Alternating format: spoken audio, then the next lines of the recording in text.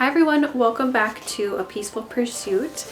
Today I wanted to talk through some practical things that you can do in your home as a homemaker. I talked about this in one of my recent videos. I don't remember exactly which one. If I find it, I'll link it below. I was talking about the importance of different pursuits and things that you can learn in your home, because homemaking is so much more than just tasks and cooking and cleanings. Of course, the atmosphere, it's how you are with your children, your husband. It's even more than that too. There are different pursuits that you can do, and I would argue even should do, because they benefit your homemaking and your family in return.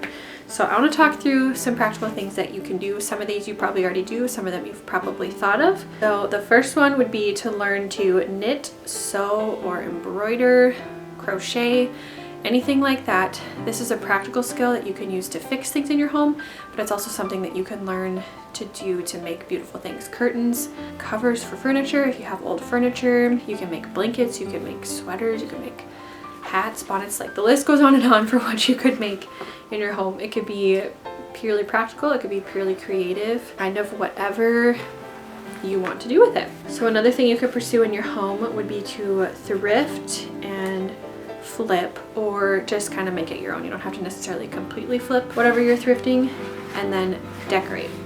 So in our current, consumeristic culture, I feel like we are constantly bombarded with new, beautiful, cute things in the stores. I think it's actually okay to want to switch things around in your home within reason.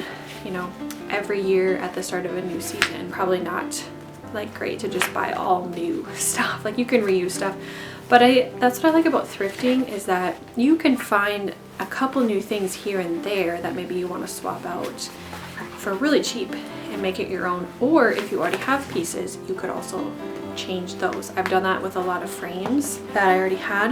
I'll just change the color if I'm able to paint them.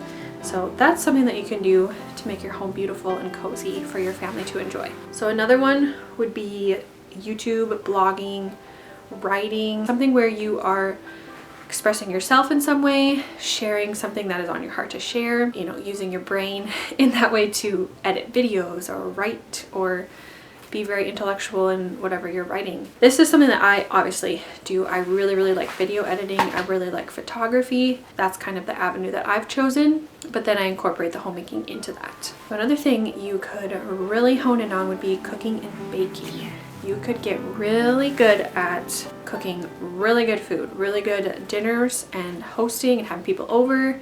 And baking, obviously your family will love you for that if you can get really good at that. Cupcakes, cakes, all sorts of different things that you could make. But that's a skill also, like anything else, that takes time to really get good at. So the next two, I'll kind of just combine these because they could kind of go together, but spend time reading or studying up on a new subject of interest. So this could relate to any of the topics that I've already said and the ones that I will say, because there might be a period of time where it's actually important to read and study up on something before you dive into it.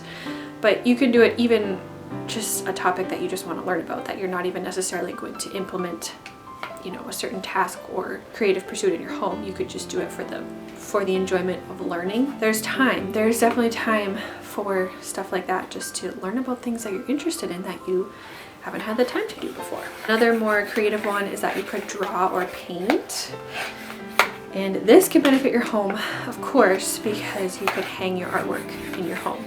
Your children will see you doing this. Maybe they'll want to create something that they can hang in their rooms. I think it's just a great thing, especially for nervous system. Drawing, painting is really calming. One that I thought of was you could learn an instrument or pull out an old friend that you haven't played for a long time. I grew up playing the saxophone and I have not played it for so many years, and I need to get it out. My son has been looking at it, but I just haven't played it.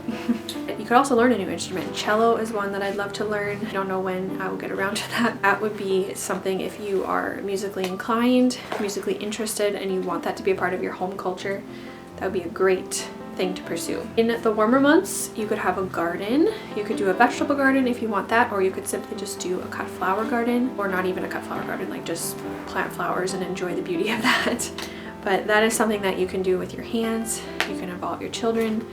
It's beautiful, it's satisfying, It's fruitful and just, yeah, just a great idea. You don't even have to have land to do that. You can have just a small garden if that's all the space that you have. And then the last one that I thought of is that you could host.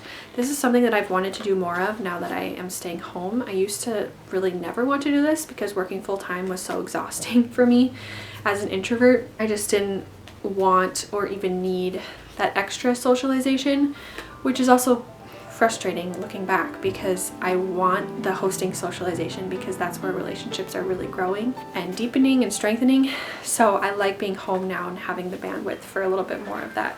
But that's a great thing to kind of combine all of these things. Whatever you're learning in your home is going to benefit you because you'll feel inspired, which will then benefit your family as you're creating that space for them. And then if you bring others in, they're going to enjoy everything that you have been putting your hands to as well. And then lastly, I just want to say, not really a caveat or even anything that's not obvious, but as homemakers, especially if you have children, you don't have large stretches of time. So you don't have, 3 to 6 hours completely uninterrupted unless somebody's watching your children.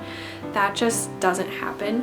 So it is something that I think we have to accept as homemakers and even as moms in general. You're just not going to have that unless somebody's watching your children. So it's being okay with the fact that you are just kind of moving the needle on the things that bring you joy, and that, the things you want to learn, the things you want to get better at in your home. That's kind of just how it is. So it's little pockets of time here and there, but it's making sure to always do them. So even if you only have 20 minutes one day that you can put into the thing that you are pursuing, I think you will just find that that 20 minutes provides a lot of rest for your soul, for your body, for your mind, and that just, it's so beneficial. So it's hard because I know we like to get in that flow of like 2 hours of completely uninterrupted time, but that just isn't really the way that it goes, especially with small children. It's tricky. It's definitely an adjustment and a mental adjustment and a perspective adjustment, but it's totally doable, and over time you do get used to it. So I hope that these brought you some encouragement, some inspiration, and I will see you in my next one.